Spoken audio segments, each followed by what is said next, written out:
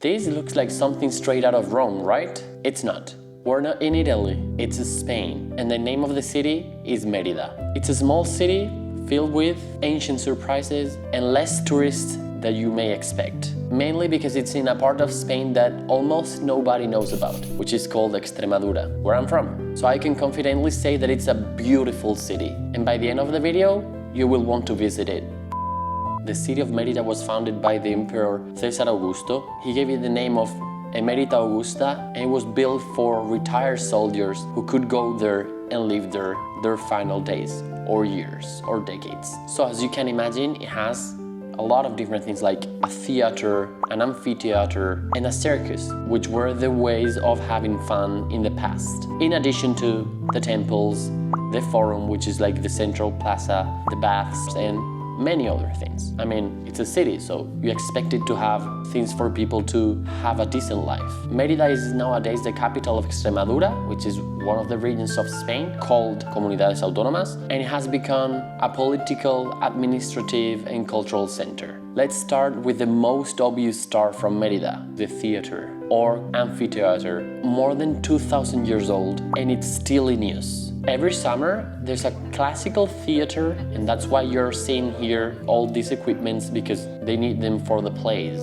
And this festival goes from June till August. They have different plays, different days, and a lot of famous actors come here every year to act. I haven't been yet to a play here, but I really want to come, because I have friends who have come, and they have repeated every year since they came the first time. Besides the theater, there's also an amphitheater where people would go there and see gladiators fighting animals. It is situated literally next to the theater. And unlike the theater, which is used every year for the festival, for the theater festival, the amphitheater is not used. And it's also not that well preserved compared to the theater. Right in the middle of the city, you will find Templo de Diana, or Diana's temple. It is one of those places that you stumble upon and it makes you stop. I can tell you that it's bigger than it appears in the video. It has been really well preserved because it was part of a palace for some centuries, and that allowed the temple to be maintained throughout history. In front of the temple, sometimes they put there a structure where they have plays of Roman history or Roman legends or Roman mythology. I even have friends who acted there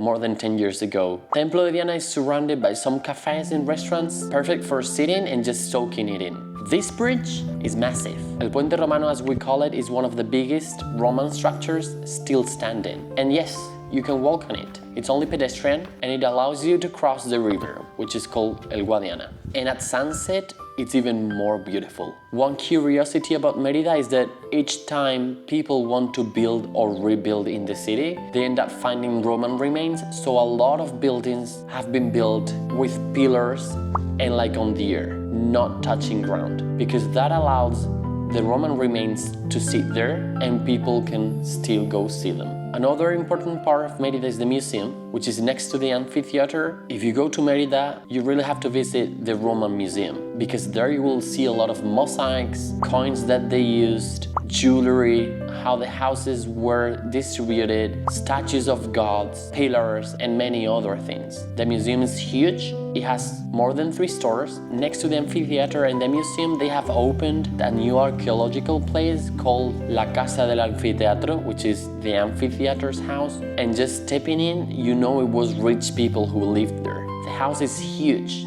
It has a lot of mosaics with different motifs, like winter or summer, or types of fishes, or how wine is made. They have recreated the garden that the house had, and it's stunning. The last part I'm gonna talk about is Alcazaba Árabe, and it is a Muslim fort built in the year 835. To build this Alcazaba, which is the oldest of the peninsula, inspiration was drawn from Byzantine models, and the purpose of this fortified palace was to protect the people, and mostly to control who enter through the Roman bridge in the city. Inside the Alcazaba you will see this small building, which is a cistern where they collected water, and you can go downstairs, and it's the only kind in the peninsula having been built with Roman and Visigoth decorative architectural pieces. That's why we have different type of stones inside, and the columns don't match, etc. I could be saying way more things about Mérida and create a video which is hours long,